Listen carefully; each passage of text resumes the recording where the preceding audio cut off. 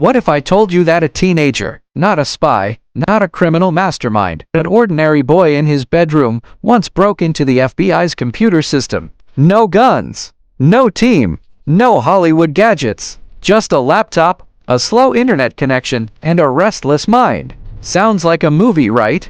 But this story is 100% real. Tonight, we're diving into one of the most unbelievable cybercrime stories ever, how a young hacker, using nothing but brainpower, outsmarted the most powerful intelligence agency in the world. This is the story of the hacker who hacked the FBI. The year was 2011. The internet was booming. Facebook was rising, Twitter was exploding, and the dark web was becoming a playground for cyber geniuses. Governments around the world were scrambling to keep up with a new breed of digital outlaws, hackers who could steal secrets, take down websites, and crash entire systems. But in the middle of that chaos, somewhere in Eastern Europe, lived a quiet 16-year-old boy who called himself GhostShell. No one knew his real name. No one even knew what he looked like. All they knew was that he was brilliant and fearless. GhostShell wasn't your typical teenager. While most kids were playing video games, he was playing with fire lines of code that could open digital doors no one else could even find.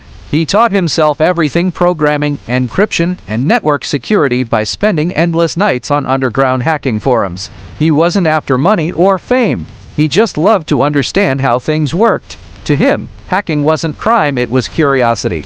It was art. By 15, he was already breaking into small school servers and university databases just for fun. He never stole anything. He just left little notes behind that said things like, "Your security is weak. Fix it." At first, it was harmless. But his growing reputation online caught the attention of other hackers. And that's when his story took a darker turn. One night, while scrolling through a hacker chat room, GhostShell stumbled on a challenge: no one can ever touch the FBI's network. That's impossible. For most people, that was the end of the conversation. But for GhostShell, it was a spark. The word impossible was his fuel. He wanted to see if it was true, if even the FBI's servers had cracks in their armor. So, he started digging. He began scanning public-facing federal domains, looking for weak entry points, outdated software, unprotected login pages, forgotten subdomains. After weeks of searching, he found one. A small, almost invisible gateway tied to an old data portal.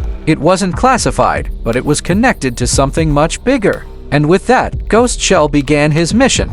It started with skull injection, a method where hackers trick a website into revealing data by slipping malicious code into its search boxes. He ran silent tests, carefully avoiding detection.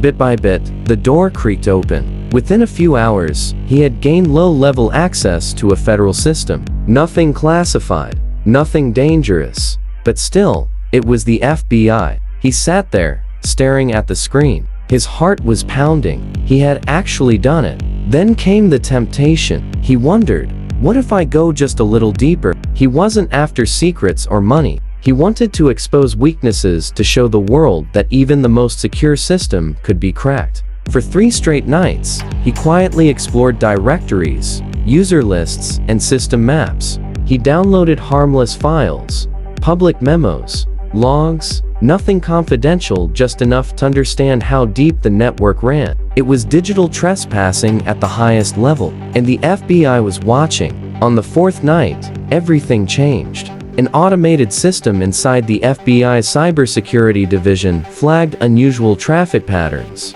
The signal wasn't loud, but it was strange enough to trigger an internal review. At first, analysts thought it was a glitch. Then they saw it: repeated access attempts from a non-government IP in Eastern Europe. Within minutes, alarms went off in the Cyber Division Command Center. The system had been breached. For the first time, the FBI was forced to admit that someone somewhere had gotten in. The FBI launched a full-scale digital hunt. They started tracing every byte of data, every login attempt, every signal bounce. GhostShell was smart. He routed his connections through multiple countries, hiding behind layers of VPNs and proxy servers. But no hacker is truly invisible. Over time, the FBI pieced together fragments: a timestamp here, digital fingerprint there. They found traces of his custom code on obscure servers, matching scripts used in other smaller hacks. Weeks later, they narrowed the search to a small city in Romania. Meanwhile, GhostShell had no idea how close they were. He thought he had deleted everything, but forensic specialists can recover data in from wiped drives. Every move he made left a digital breadcrumb trail. It was early morning when it happened. 6:04 a.m. A quiet neighborhood. Birds chirping. Then boom. FBI agents and local authorities surrounded his family's home. His parents woke up to shouts outside. Federal agents. Open the door. They stormed in computers, routers, USB drives, all seized. GhostShell sat frozen in his chair as agents cuffed him.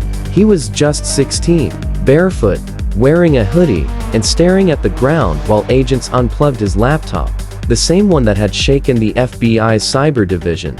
At first, investigators didn't believe it. They thought there had to be someone else, group, a mentor, or even a foreign spy agency. But no, it was just him. During questioning, he didn't deny it. He admitted everything calmly, almost innocently. I didn't mean any harm, he said. I wanted to show you that it could be done. The agents looked at each other. They weren't talking to a criminal. They were talking to a prodigy. Because he was a minor, his name was never released publicly. Cyber experts from around the world analyzed his methods and agreed his breach wasn't an act of destruction. It was a demonstration of genius. The case became controversial. Some wanted him punished to the full extent of the law. Others believed he should be recruited, not imprisoned. After months of negotiations, the court reached a rare decision. He would serve a probation sentence, undergo rehabilitation, and unbelievably work with the FBI's cybersecurity team to help improve their systems. The same kid who hacked the FBI was now helping them secure their network. GhostShell embraced his second chance. He worked quietly with federal experts, helping patch vulnerabilities and track cyber threats. He never sought fame, never gave interviews. Years later, after completing his service, he disappeared completely. No social media, no new hacks, no traces. Some say he was hired by top tech firms under a new identity. Others believe he retired into anonymity, never wanting to relive that chapter again. But those who worked with him said one thing: his mind was unlike anything they'd ever seen. Today, the story of the hacker who hacked the FBI is told in cybersecurity circles as both a warning and a lesson. A warning that no system is truly unbreakable, and a lesson that sometimes, the line between a criminal and a genius is just a single keystroke. GhostShell's name may have vanished, but his legacy didn't. He forced one of the most powerful agencies on Earth to rethink their defenses, and he did it without firing a single shot. So, what do you think? Was GhostShell a criminal, or a visionary who exposed the truth? Drop your thoughts in the comments. And if you love stories like this, real-life mysteries, digital legends, and true crime that feels like a movie, make sure to like this video, subscribe, and hit the bell icon so you don't miss the next episode. Because next time, we're going even deeper into a story where one man's code almost shut down an entire country. Until then, stay curious, and stay safe online.